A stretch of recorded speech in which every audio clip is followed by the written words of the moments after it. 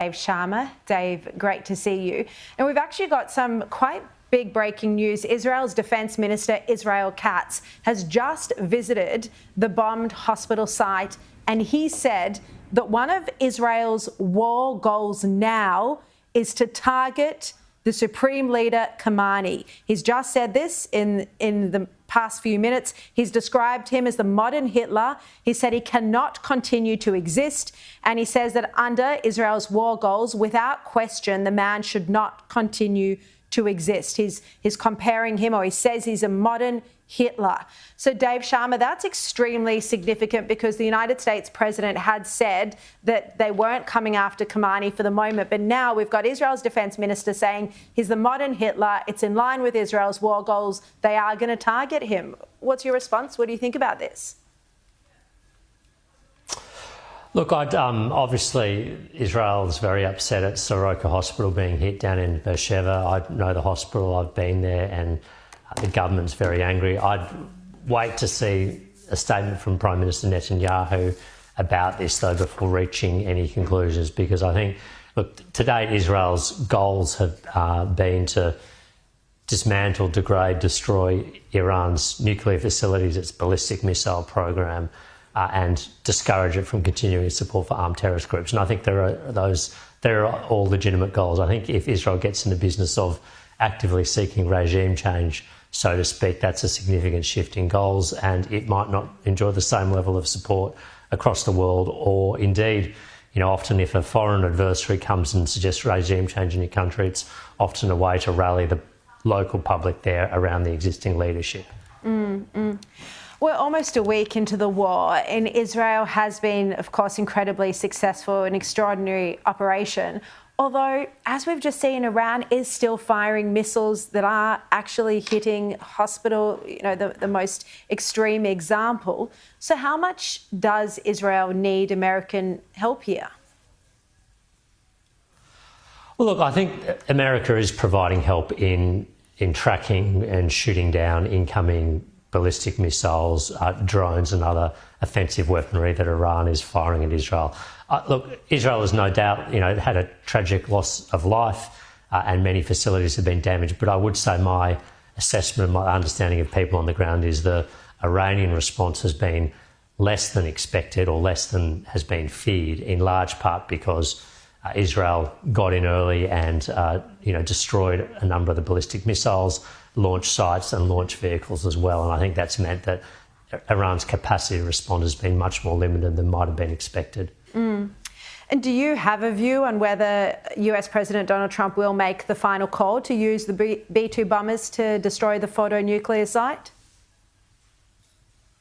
Oh, look, I think as he said today, he may do it, he may not do it.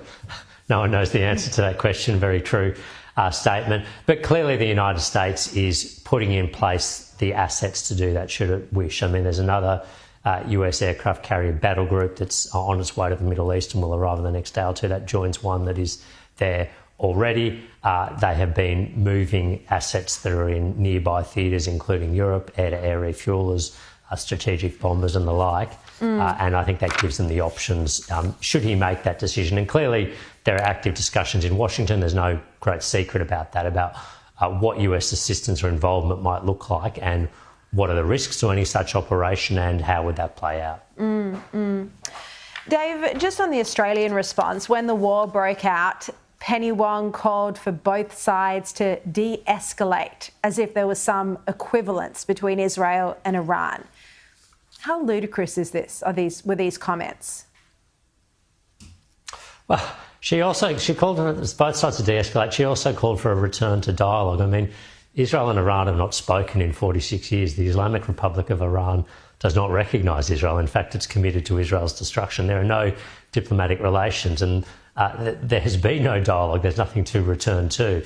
So I think that was unanchored from reality, but I'm pleased to see that she's changed her tone and her message considerably since then. I expect that Anthony Albanese at the G7 meeting got quite a clear steer about what other world leaders were doing, and it was clear that Australia's plaintiff calls were just out of step with where the international community is on this issue.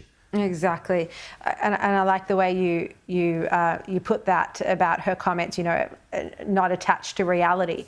As a former ambassador yourself, do you shudder at the sort of language we have heard from Penny Wong and the Albanese government, and just how much of a departure it is from long-term bipartisan support for Israel?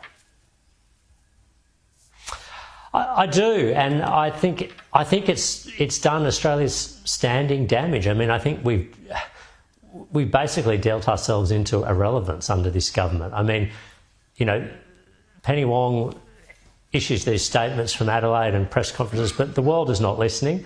No one is taking Australia's views on this issue seriously. They're getting on and dealing with it. And, you know, look, I think most world leaders overwhelmingly recognise that Iran's destabilising actions in the region, its pursuit of nuclear weapons, its ballistic missile program, its support to armed terrorist groups has been a negative force throughout the world. And if Iran is not prepared to deal with that through diplomacy, then we should be glad it's being dealt with through other means. Indeed.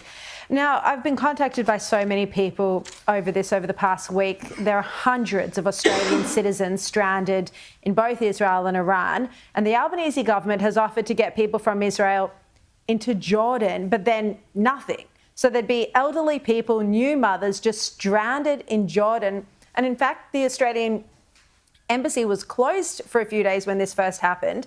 Do you think this is all an acceptable response? Look, I understand that, you know, our embassy and the staff there are operating under very difficult circumstances. You know, I've been in touch with people there just to make sure they know that, you know, they've got our support. I know it's a challenging environment. I've also been in touch with a number of Australians who have been evacuated through Jordan. From what I understand, the ones I've spoken to, they've been, you know, escorted to the border crossing with Jordan, facilitated across it, escorted into Amman, provided accommodation in Amman.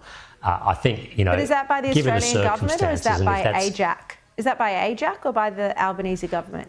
No, my understanding is that's by the government. An individual I heard from today who's in Israel who's going out through that route, he explained to me that this is what the plan and the process was. And if that's indeed happening, and I think it should be being happening, the Australian government should be facilitating each of those moves as much as is possible, consistent with our footprint on the ground. But I'm hesitant to be more critical than that because I know that there's a very difficult operating environment. Yeah. Well, I hope they are going to do that for more people because I can't tell you how many people have contacted me saying they feel totally abandoned. Anyway, Dave, thank you very much for your time tonight.